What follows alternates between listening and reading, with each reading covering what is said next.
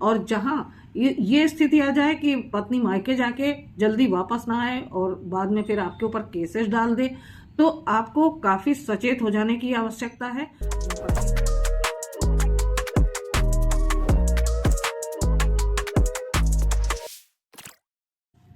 राधे राधे, स्वागत है आपका मेरे चैनल पर। आजकल ज्यादातर महिलाओं द्वारा महिला कानूनों का दुरुपयोग करके झूठे केसेस डाले जा रहे हैं, जो कि लगभग 95 to 90% झूठे हैं। ये मैं नहीं, ये पूरे देश के अलग अलग स्टेट्स के हाई कोर्ट्स और ऑनरेबल सुप्रीम कोर्ट कह रहा है। तो आज मैं इसी तरीके के केसेस और उनके दुरुपयोग के ऊपर चर्चा करने के लिए यहाँ आई हूँ।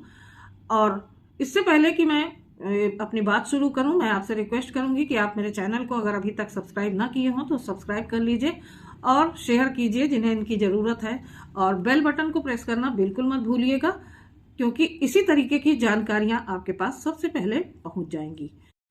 तो आजकल महिलाओं द्वारा इसी तरीके के झूठे केसेस कर दिए जाते हैं और आपके ऊपर इतना ज़्यादा फाइनेंशियल बर्डन डाल दिया जाता है कि आपका बहुत ज़्यादा समय और बहुत ज़्यादा पैसा बर्बाद होता है।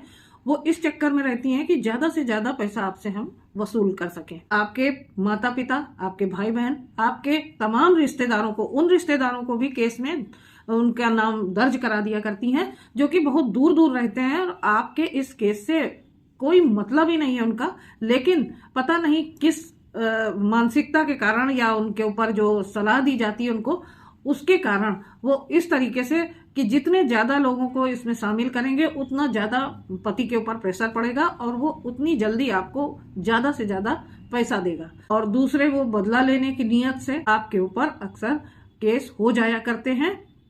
तो ये बहुत आम बात हो गई है। आपके दूर दूर के रिश्तेदारों को वो इस तरीके से फंसा देती हैं और आराम से बैठ जाती हैं और मजा लेती हैं। तो आपको क्या करना है, देखिए बहुत सी महिलाएं ऐसी होती हैं, मैं सिर्फ यहाँ पर उन महिलाओं की बातें कर रही हूँ जो इस तरीके के झूठे केसेस दर्ज कराती हैं, और जो वास्तव में रियल पीड़ित महिलाएं हैं उनको इनके चक्कर में, इन झूठे केसेस के चक्कर में, झूठी रिपोर्ट्स के चक्कर में रिलीफ नहीं मिल पाता है। मैं उन महिलाओं के लिए मानती हूँ कि ये कानून बहुत ही जरूरी है और बहुत ही लाभदायक है उनके जीवन के लिए, लेकिन यहाँ बाढ़ आई हुई है। 95% केसेस फेक बताए जा रहे हैं सुप्रीम कोर्ट के द्वारा। तो आप इससे अनुमान लगा सकते हैं कि यहाँ पर क्या स्थिति हो गई है, इन कानूनों का दुरुपयोग किस धड़ल्ले के साथ हो रहा है। ऐसी लड़कियां अपने ससुराल में खुद तो एडजस्ट कर नहीं पाती, जो बिगड़ी हुई होती हैं या फिर उनको मौज मस्ती करने की आदत होती है या बाहर रहती हैं या फिर बहुत ही ज़्यादा एक्सपेक्टेशंस हैं जिनकी, और इन सब चीज़ों को वो निकालती हैं अपने फ्रस्ट्रेशन को अपने पति के ऊपर, क्योंकि पति जो सबसे नज़दीक है उसको वो सबसे ज़्यादा प्रताड़ित करना चाहती हैं और हर समय जीना हराम किए रहती हैं, पति का भी और पति के माध्यम से पूरे परिवार का भी। हर छोटी छोटी बात की ऊट पटांग, झूठी मूठी, उल्टी सीधी शिकायतें अपने मायके वालों से करती हैं। धीरे धीरे स्थिति ये आ जाती है कि पत्नी जाके अपने मायके में बैठ जाती है और आने का नाम ही नहीं लेती, और जब आप उसके आने के लिए बोलते हैं या फिर उस पर प्रेशर डालते हैं तो उधर से तमाम केसेस आपके ऊपर डाले जाने शुरू हो जाते हैं। 498A, डोमेस्टिक वायलेंस और मेंटेनेंस जैसे तमाम सारे केस पड़ने शुरू हो जाते हैं। अब आप ये मत सोचिए कि आपकी पत्नी आपसे इतना ज्यादा परेशान क्यों है। अब आप सचेत हो जाइए। देखिए, कोई जरूरी नहीं है कि जब वो आपको छोड़ के गई है और बार बार अपने मायके जाती है तो हो सकता है कि कुछ उसकी आदतें ऐसी हों, उसको ज्यादा मौज मस्ती की आदत हो, उसको ज्यादा इस तरीके से घुटन महसूस होती हो कि उसको मतलब घूमने फिरने को नहीं मिल रहा, उसको आजादी नहीं मिल रही है, और कुछ तो बंधन हो ही जाता है ससुराल में जाके। या फिर ऐसा भी हो सकता है कि उसका कोई अफेयर हो, तो इस वजह से वो आपके साथ नहीं रहना चाहती।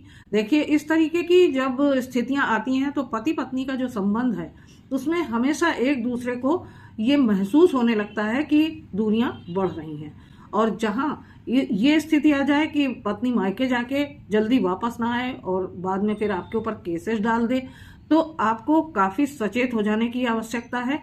पत्नी तरह तरह की शिकायतें करेगी झूठी मूठी, और उसके परिवार वाले परेशान होकर आपसे फोन पर या फिर आपके पास आके तमाम तरह की धमकियां देना शुरू कर देते हैं, तमाम तरीके की बातें करते हैं कि पैसे, इतने पैसे चाहिए, इतना ये दे दो, उतना सेटलमेंट के लिए अगर तैयार हो तो फिर तुम्हें इतना पैसा देना पड़ेगा। अभी मैंने अपनी लड़की का जो विवाह किया उसमें मैंने बहुत खर्च किया, और उसके अलावा अब मैं दूसरा विवाह करूंगा तो फिर उसमें इतना पैसा खर्च होगा, तो इसलिए सेटलमेंट के नाम पे आपसे अनाप शनाप और ज्यादा बढ़ बढ़ा के तमाम पैसे की जो डिमांड की जाती है।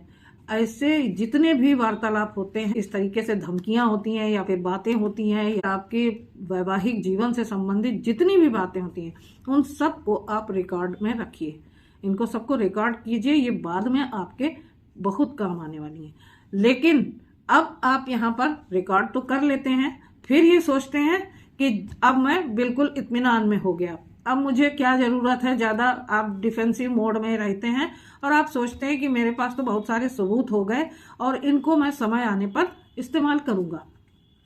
और वो भी कब वो समय आएगा, अभी तो केस चलने में बड़ा समय लगता है, कोर्ट तो अपनी स्पीड से चलते हैं और काफी टाइम लग जाता है, 4 साल, 2 साल, 3 साल, 5 साल बाद ये समय आ सकता है कि जब आपको इन एविडेंसेस की जरूरत पड़े। तो आप इतने कूल होके मत बैठिए। जो भी हमारे एविडेंसेस हैं इन सबको हम कलेक्ट करके बैठे हुए हैं, और जब जरूरत होगी तब हम इसका इस्तेमाल करेंगे। ये सारी बातें हो गई। और उसके बाद जब आपकी पत्नी आपके ऊपर केस दर्ज कराती है, FIR करती है, तो होता क्या है कि वो आपके साथ साथ आपके तमाम रिश्तेदारों का नाम भी उसमें डालती है। तो वो रिश्तेदार जो कि आपके साथ रहते ही नहीं है, ना जाने कोई दिल्ली में रह रहा है तो कोई देहरादून में रह रहा है तो कोई बनारस में रह रहा है, इस तरीके से अलग अलग शहरों में अलग अलग जगहों पर लोग रह रहे हैं और उनके भी नाम वो दर्ज करा देती है। तो ऐसे में क्या होता है, जब IO साहब इन्वेस्टिगेशन करते हैं तब वो जो इस तरीके के बहुत सारे, जैसे कि 10 लोगों के नाम पत्नी ने डाल दिए हैं या फिर 5-6 लोगों के, 6-7 लोगों के डाल दिए हैं, तो उनमें से IO साहब पहले ही उन लोगों के नाम अक्सर पूछताछ करके, उन्हें बुला के उनसे पूछताछ करके, जब ये मानते हैं कि यहाँ इस केस में इन लोगों की कोई खास भूमिका नहीं है या इनसे कोई मतलब नहीं है, इस केस में बयान लेते हैं सब रिश्तेदारों के और उनसे इन्वेस्टिगेट करके उनके जब फाइनल चार्जशीट तैयार होती है तो फिर उन लोगों के नाम हटा दिया करते हैं जिनका इस केस से कुछ लेना देना नहीं है या फिर उन्हें गलत लगते हैं। अब वो चार्जशीट कोर्ट में दाखिल कर देते हैं और उसके ऊपर केस दर्ज हो जाता है। तो ऐसी स्थिति में जैसे ही जब केस दर्ज हो जाता है तो उस समय जिन लोगों के नाम हटा दिए गए हैं उस चार्जशीट से, तो उन लोगों से अब देखिए, आपको उन्हीं रिश्तेदारों से सहयोग की जरूरत है। आपको क्या करना है कि आपके जो रिश्तेदार हैं, अगर मान लीजिए 6 लोगों का नाम हटाया गया है, उसमें से अगर 3 लोग या 4 लोग अपनी अपनी जगह पर मतलब जिस शहर में वो रहते हैं वहीं पर आपकी पत्नी के अगेंस्ट डिफेमेशन का केस डाल देते हैं, तो इससे तो आपकी पत्नी जब एक एक जगह पर अलग अलग दौड़ के उन केसेस में अपीयर होगी तब उसको नानी याद आ जाएगी। FIR दर्ज कराने के बाद उसको लगता है कि अब मैं तमाशा देखूंगी, मैं खुशी से यहाँ बैठ के सबको मजा लूंगी कि मैंने उनको भी फंसा दिया, उनको भी फंसा दिया। अब मैं बिल्कुल महारानी समझने लगती है अपने आप को और समझती है कि मैं अब खूब तमाशा देखूंगी, इन लोगों को खूब नाचना चाहूंगी। लेकिन होता क्या है, यही उसकी चाल। आप अगर इस तरीके का स्टेप लेते हैं, डिफेमेशन का केस अपने अलग अलग रिश्तेदारों से अलग अलग जगहों पर करा देते हैं, तब आपकी पत्नी जब हर केस में अपीयर होने के लिए अलग अलग सिटीज में दौड़ती है तब उसको नानी याद आ जाती है और ऐसे में वो फिर अपने केसेस को वापस लेने के लिए कोशिश करने लगती है या फिर आपसे सेटलमेंट करने के लिए बिल्कुल तैयार हो जाती है। डिफेमेशन का केस यानी कि मानहानि का मुकदमा, जो कहते हैं कि मानहानि, तो ये IPC 499 और 500 इसके अंतर्गत केस किया जाता है। इस तरीके के अगर 4 केस अलग अलग पड़ जाते हैं तो ये पत्नी के लिए एक बहुत बड़ी मुसीबत बन जाएगी। और रही बात अब उन फोन कॉल्स को रिकॉर्ड करने की या फिर उन सबूतों को जो मैंने पहले बताया कि इकट्ठा किया आपने, तो उसमें आप क्या करेंगे कि ये सारी जितने भी आपके पास सबूत इकट्ठे किए हैं आपने, कि आपको धमकी दी जा रही है, आपसे पैसे वसूलने की बात की जा रही है, आपसे सेटलमेंट करने के नाम पर लाखों रुपए वसूलने की बात की जा रही है, उसके लिए आप सेक्शन 384 के अंतर्गत एक्सटॉर्शन का यानी कि जबरन वसूली का केस करिए। अब आप जब इस तरीके के केस कर देंगे, देखिए इस समय आपको अपने परिवार और अपने रिश्तेदारों इन सब के सहयोग की बहुत जरूरत होगी। मैं जानती हूँ कि ऐसी स्थिति में क्या होता है, जब किसी का नाम हट गया तो वो तो प्रसन्न होकर बैठ जाता है, बिल्कुल निश्चिंत हो जाता है कि अब हमारा नाम हट गया, अब हमें क्या जरूरत है बीच में पचड़े में पड़ने की। लेकिन नहीं, ऐसा नहीं है, आपको उनका सहयोग बहुत जरूरी है, सहयोग लेना होगा। और इस तरीके से आपका ये एक बहुत ही अच्छा स्ट्रांग पॉइंट हो जाएगा, जिसमें कि आपकी पत्नी को ये पता चलेगा कि हाँ, लिटिगेशन क्या होता है, क्या होता है किसी को परेशान करना, क्या होता है झूठे मुकदमे। देखिए वो तो झूठे मुकदमे डाल के आपको परेशान कर रही है, लेकिन आप डिफेंसिव मोड में बैठे उससे टॉर्चर हो रहे हैं। लेकिन आपको यहाँ पर डिफेंसिव मोड में नहीं, आपको अटैकिंग मोड में आना है। और आपको बदले में आपको भी काउंटर केसेस, आप भी अपने माँ से, अपनी बहन से डीवी का केस डलवाइए, आप क्रुएलिटी का केस डलवाइए। अगर घर से सामान और गहने ये सारी चीजें उठा के ले गई है तो आप चोरी का एफआईआर दर्ज कराइए।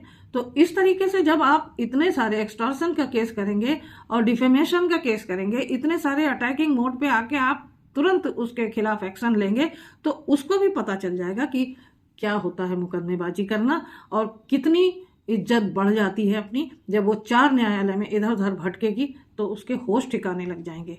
तो आपको कभी भी आपके ऊपर ये स्थिति आए तो कभी भी डिफेंसिव मोड में बैठ के अपने आप को बचाने की बस केवल सोचनी नहीं है, उसके लिए एक्शन लेना है, कदम उठाना है और पूरी ताकत के साथ भिड़ जाना है। क्योंकि पैसा तो आपका वैसे भी बर्बाद होना है, समय वैसे भी बर्बाद होना है, उसके बाद अफसोस होना है। पता नहीं कितने दिन केस चलेगा और कब उसका नंबर आएगा कि जब आप इन चीज़ों का उपयोग करेंगे। तो ये दोनों ट्रिक्स मैंने आपको बताई। तो आशा करती हूँ कि आपको अपने बचाव के ये 2 तरीके बहुत अच्छी तरीके से समझ में आ गए होंगे। तो उम्मीद करती हूँ कि आपको ये बहुत पसंद आया होगा मेरा वीडियो। अगर पसंद आया तो आप मुझे कमेंट करके ज़रूर बताइएगा और मेरे वीडियो को शेयर कीजिएगा उन लोगों को जिन्हें इसकी ज़रूरत है। और फिर मिलती हूँ अगले वीडियो में एक नई जानकारी के साथ। तब तक के लिए आपसे राधे राधे।